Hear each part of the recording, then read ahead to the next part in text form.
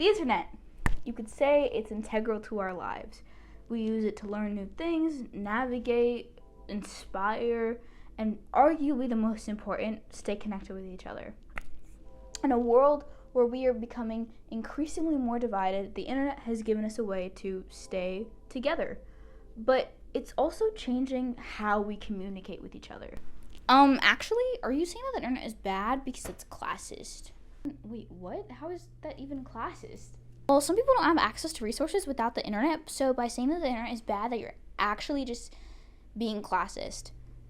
Yeah, which is why I started this video talking about how important the internet is. You must have just misunderstood me. Excuse me? That's ableist. I just said you misunderstood me. Yeah, but I'm literally neurodivergent and a minor, so by saying that, you're saying that neurodivergent people can't understand basic speech. What? That bit was obviously exaggerated for humor, but it represents the real interaction that we have with each other today. Just take Twitter, for example, a platform that's become known for the amount of hate and discord it causes, and people on Twitter are literally known for being haters. But something happened to me recently, and I had this realization. Many of the platforms that we're talking on are based on written messages. For example, Twitter, or the TikTok comment section, or any other platform. And it made me wonder, is text-based communication part of the problem here? I had this experience recently that I think has some clues as to what's happening here. Picture this. You're me and my friends, and you decide, hey, what's a great idea that we should do this summer on our only day that we can all hang out together? We know. Go to a lake house 2.5 hours away from all of our homes with a bunch of teenagers alone in rural Virginia. Right? Great idea. But for real, two of my friends had an issue that had happened prior, and they weren't really talking about it. But it started to involve more and more people, and instead of talking, everybody kind of just kept breaking up into smaller groups and just talking about it like with each other. Even though we were all together for the first time in a while, and there was a unique opportunity to actually talk about it in person and get it over with, nobody wanted to.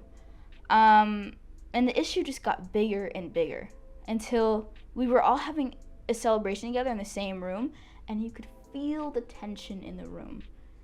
It sucked. But at the end of the day, after everybody had split up and started going home, somebody sent a text that kind of made everything just unravel. And it got really terrible. So the experience really made me question a lot, and I wanted to understand what made things go so badly.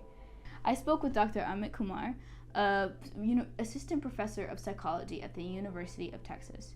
And I found him through a study he wrote called It's Surprisingly Nice to Hear From You. In the study, he got people to reach out to an old friend who they hadn't spoken with in a while, and the participants chose whether they would speak over email or by calling them. And then they wrote down their expectations of how their interaction would go. Essentially, what we were thinking here is that media involving the voice tend to produce a stronger sense of social connection when you can actually hear the human voice in an interaction. But despite that, we hypothesized that text-based media might still be chosen, even in these cases in which your goal is to connect. And that might be due to what we refer to as sort of miscalibrated expectations about these interactions. These miscalibrated expectations that Dr. Kumar is talking about means that people in a study really tended to overestimate how awkward it would be to call people on the phone and underestimate how connected they'd be to the people that they were talking to. It turns out people who made the phone calls reported less awkwardness than they imagined, and it shows a bigger pattern of how we choose to communicate. I saw this in my interaction. My friend group put up with a weird amount of awkwardness to not have to deal with the awkwardness of talking to each other. And who knows what would have happened if we had actually communicated. If Dr. Kumar's research is a hint, then things probably would have gone better than we imagined, and I probably wouldn't be here making this video. But once the text messages started, it showed that things became a lot worse, and it made it harder to actually understand each other. Which brings me to my second misconception that people have about text. I actually interviewed my friend Ryan, who was involved in what I affectionately like to call Textgate, and I got her take on the situation. Ryan and I both seem to think that texting would allow us to express ourselves in a clear, calm way and not get too overly emotional. Yeah, and like during the argument, I was trying to explain myself, or not trying to explain myself. I was trying to, I guess explain how I was feeling, but they just didn't seem to acknowledge it, or kind of just deflected whatever I was saying. Just because I don't know. I feel like if it was in person, they wouldn't have been as against it. I felt like that too when I was texting. I was trying to text in a way that wouldn't offend them, so that they would so that they would actually deal with what I was saying and not be like, oh, like you're just calling me names or whatever. So yeah.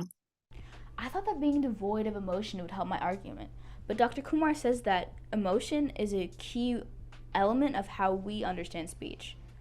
So when you're actually hearing someone, you can pick up on the emotion and what they're saying in a way that you couldn't necessarily do so if you were simply reading the same words over text.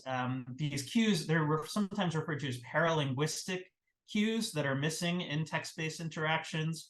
And so they're things like intonation, which is pitch variance, how much your pitch changes as you're having a conversation with someone.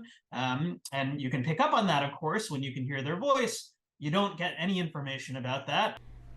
Missing out on these social cues doesn't just make it harder to read emotion when we're communicating over text. It actually makes it harder to recognize that the people we're texting with are people. I found an interesting paper by Dr. Juliana Schroeder, a professor at UC Berkeley. Dr. Schroeder points out that people experiencing conflict have a natural tendency to dehumanize the person that they're in disagreement with. In her study, Dr. Schroeder states, when two people hold different beliefs, there is a tendency to not only recognize a difference of opinion, but also to denigrate the mind of one's opposition. The other side in political disputes is seen not simply as thinking differently about a topic, but also as being less capable of thinking altogether. Denigrating the mind of another person is the essence of dehumanization. Seeing a person as less capable of thinking or feeling than oneself, as more like a non-human animal than like a mentally sophisticated human being. But Dr. Schroeder and their colleagues suspected that communicating via text might actually be exacerbating this tendency that we have to dehumanize people. So to test this, they ran a bunch of different experiments to understand the difference between how people interpret arguments over text and actually through hearing them.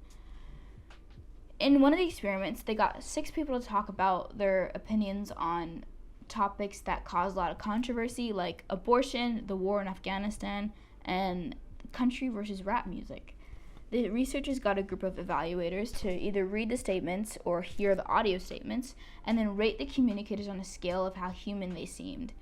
Low scores on this humanization scale were associated with statements like, this person is more like a child than an adult, or this person is more like an animal than a human.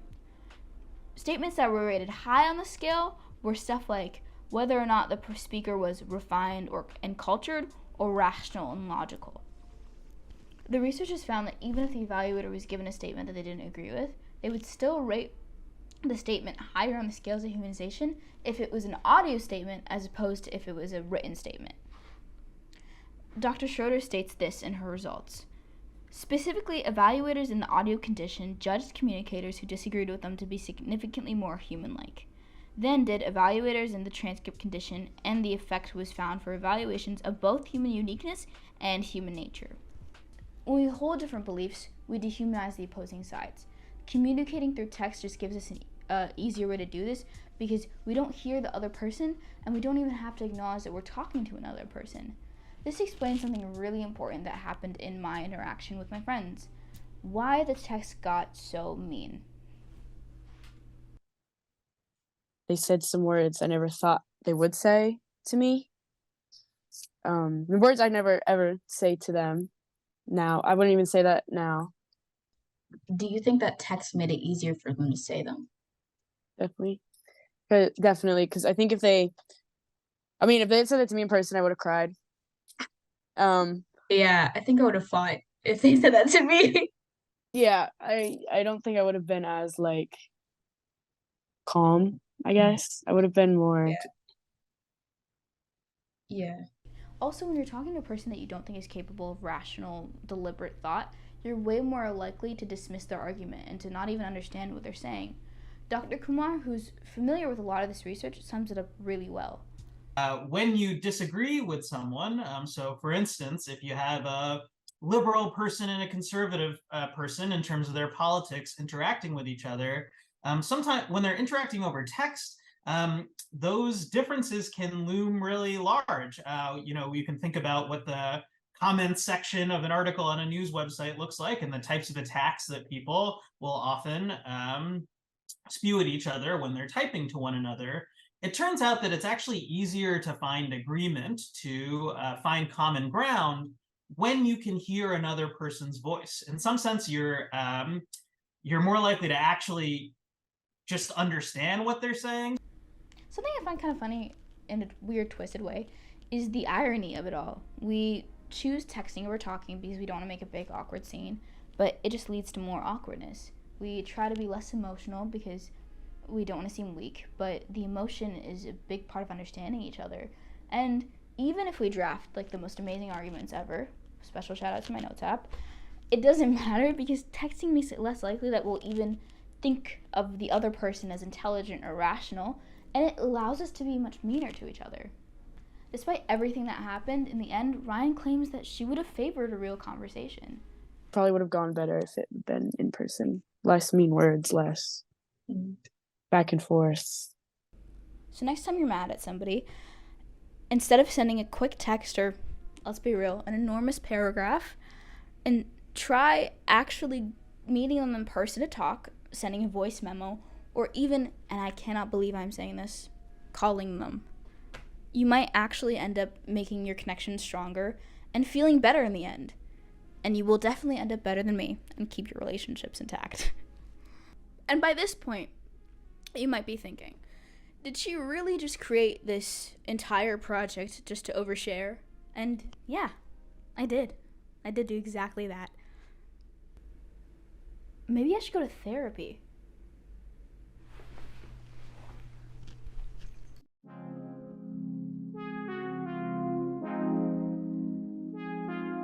I thought that being devoid... Will I ever have a take that I'm happy with? I don't know. I don't know if that'll ever happen. Ah! I hope you can see my feet. No feet for free. This is really stupid. I feel stupid. Hello, my precious. Sorry. Anyways.